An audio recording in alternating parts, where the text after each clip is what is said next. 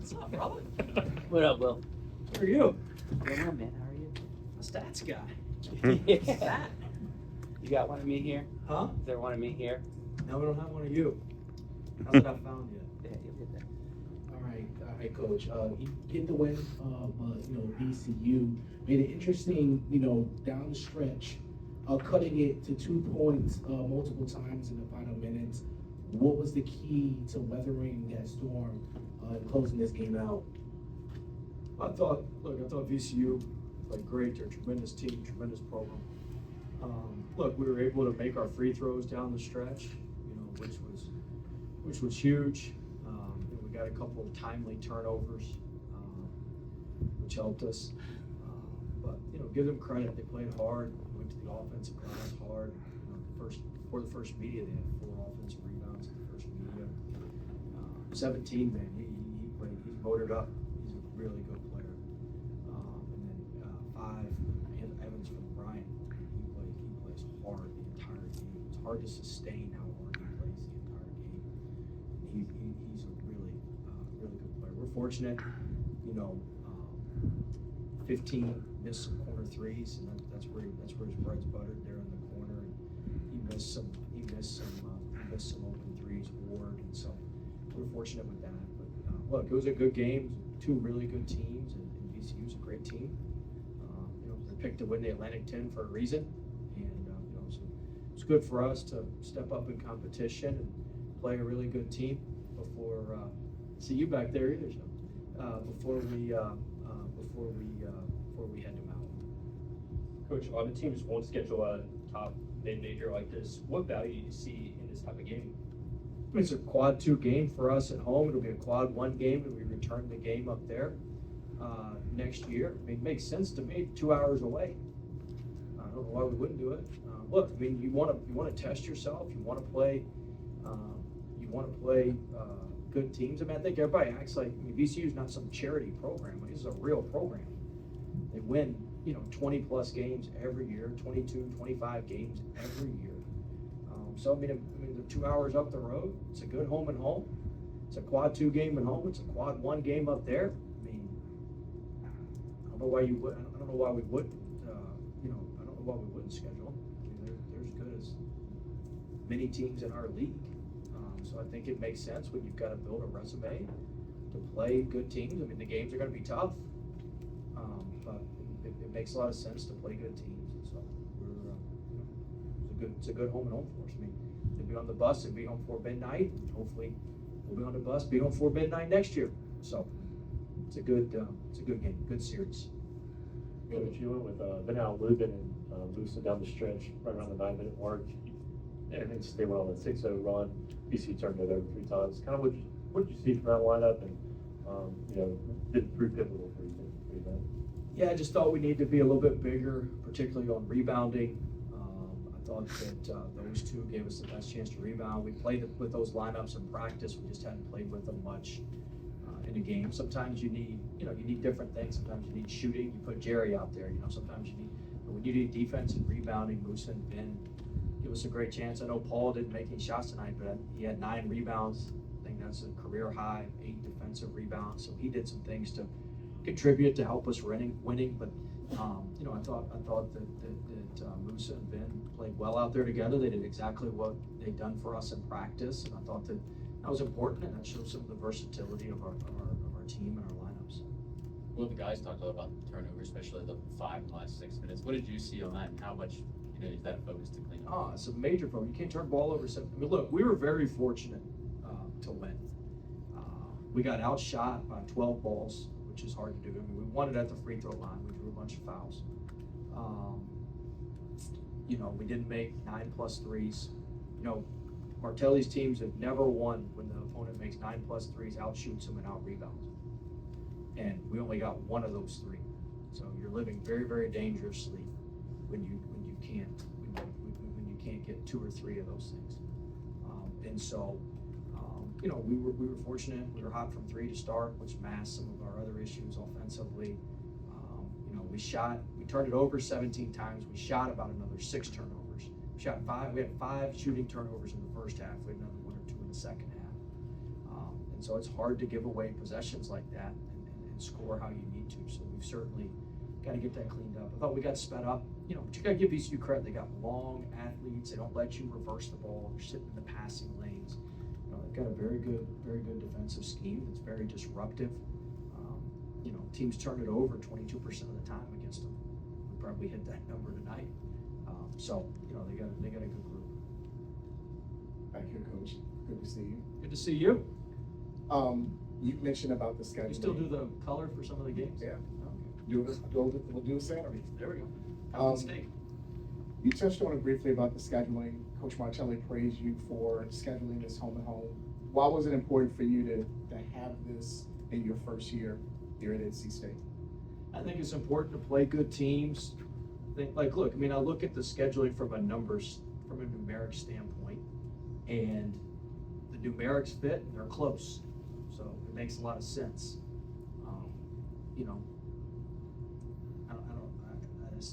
It's pretty much that simple. I mean, the fact that I had familiarity, it was easy. Ed texted me and said, "Do you want to play?" And then I just ran the numbers, and I'm like, well, shoot, this makes a lot of sense. We need some quad 2 and quad 1 games. Like, this makes a ton of sense. Let's play.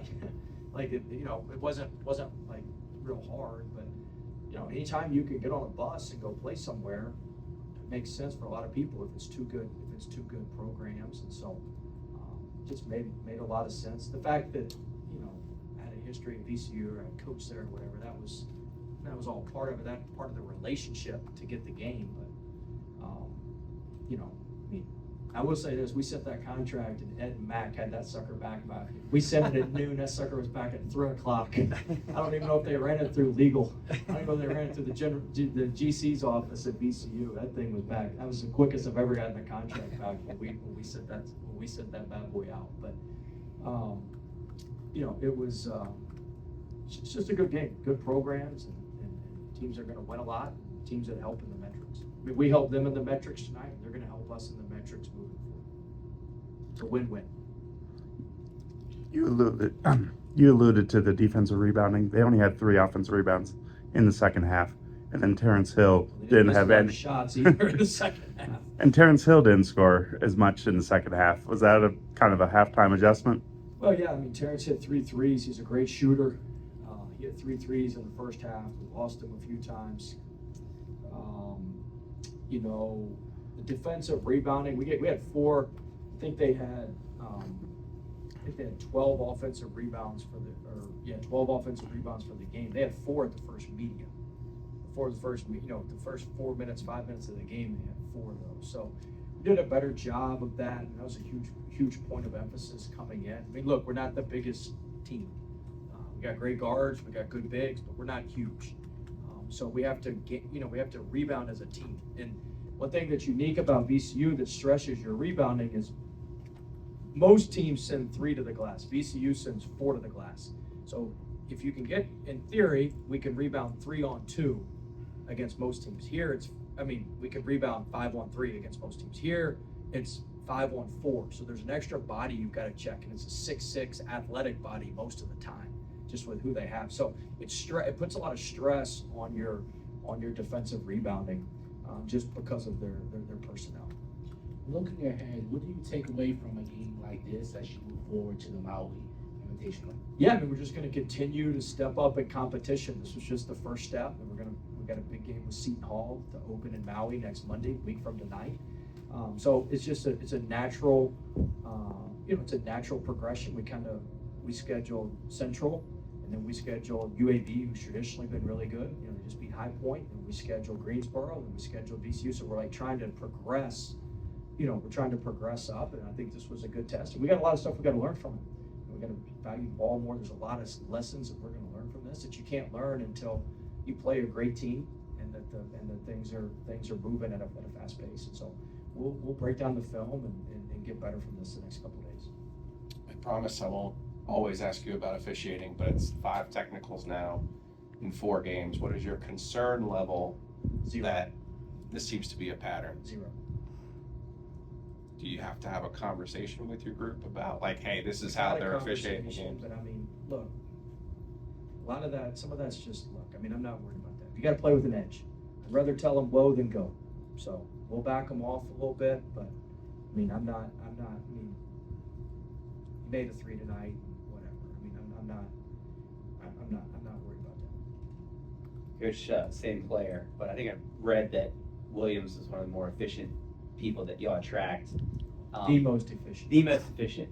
You got to see it in person tonight. Yeah, I got to see it in person. But what is it that he does that makes him just so hard to stop? He's just, first thing, he plays at his own pace. Like, he plays at his pace. And he's got great vision and can move the ball around. You know, it's hard. It's great when your best player is your most unselfish guy too. You know, he led us in assists coming in tonight. He had 14 assists, 1 turnover. I think he had 2 assists, 3 turnovers tonight, something like that. So, but he led us in assists coming in tonight. He always makes not always, most of the time, vast majority of the time, he makes the right play. And, you know, he can score it. You know, he's just efficient. You know, we went in the first half when VCU went on the run. We went about 3 minutes and couldn't get him a shot. And then we got him in the post. We got him in the back down on the 41 pistol, and you know, he hit the fadeaway, and then he got the end one. Like, we were able to get him back going, but we can't go that long without him. He didn't even touch the ball during that span. Like, he's got to touch the ball because good things happen for NC State when he's touching the ball, whether it's for him or for somebody else. This was the first time that this group has really been tested. They have a lot of experience from different places. What did you make about that under 6? The guys mentioned the last 6 minutes wasn't great, but how they responded and still gutted it out. Yeah, I mean, we work on the 6-minute games. That's a huge part of what we do. And look, we weren't clean. We didn't value the ball like we needed to, but we made our free throws, which was enough in this game. We made our free throws.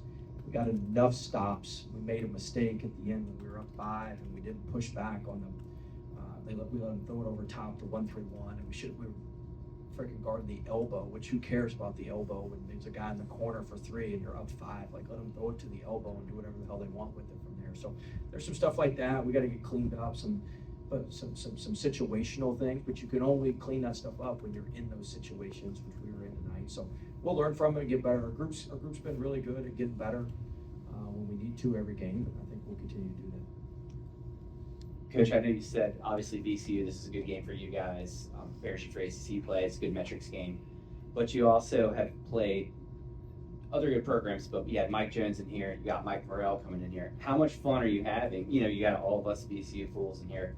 How much fun are you having just, you know, bringing your boys into your life? It's been fun. It was good to see Coach Jones, and it'd be good to see old Mikey Bo here in a couple of weeks. But I mean, look, they're all close too. I mean, Jones needed some money, and Greensboro, they came the day of the game. It was an easy trip for them. Mikey Bo been begging me for a game, so he can come here and try to whip our ass. But you know, it was you know, it just kind of happened that way. But we're all still close. We're on a group text. Ed puts us on a group text. So, but yeah, it's kind of a cool deal. We're all so close to each other. You know, Richmond's up there, Greensboro's an hour, Asheville's a little bit further, so just kind of works out. Trey's shot making has kind of been impressive through these first 4 games. Is that something that you guys kind of saw when you were recruiting him, or just has developed over the course of his time here? I'm sorry, who? Trey, yeah. Trey's been really, really good. I've been very pleased with him. You know, he shot it well his sophomore year. He didn't shoot it well his junior year. We were banking on the fact we could get him back to how he shot it his sophomore year, which so far that's checking out. You know, we got to cut down on some of the turnovers. We got to cut down on some of them, you know, some of the silliness on some things. But he's getting more and more professional. He's getting more and more business-like, and I think that he's going to continue to grow throughout the season. So I've been very pleased. Coach, Lupin, well, a lot of questions about his role coming into this season, but it seems to be like he establishes himself more and more each game, not just as a rebounder, but as a scorer. Can you touch on that? Yeah, he had 11 points, 9 rebounds tonight. I believe he had 5 offensive rebounds. Did a great job keeping balls alive. You know, he's somebody the fortunate part the last couple of games is he's picked up a foul before the first median. He did it against Greensboro. He did it again tonight. And that makes him a little bit timid. He's not used to playing for a coach. He'll play a guy with 2 fouls in the first half.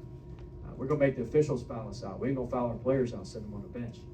And so he it's made him a little bit more timid, and that really shows up on the defensive end because he's our paint protector. Not necessarily blocking shots at the rim, as a hell of a block Musa had tonight, but not necessarily blocking shots at the rim, but meeting people at the red zone, keeping people out of the red zone, keeping people out of the paint. And so he's gonna, if we can get him off to where he doesn't foul as much, he's gonna be in there even longer, and he's gonna be even more effective, and he's gonna be better. But really proud of him, and he's really picking it up. He hit the 3 tonight, which was great. He's been, I know some people were oohing and ahhing or gasping, but that hitch is a lot better than what it was. Still got a hitch in it, but it had a major hitch in it before. And so our staff's done a good job with him, and I think he's going to continue to progress and continue to get better. Very proud of him.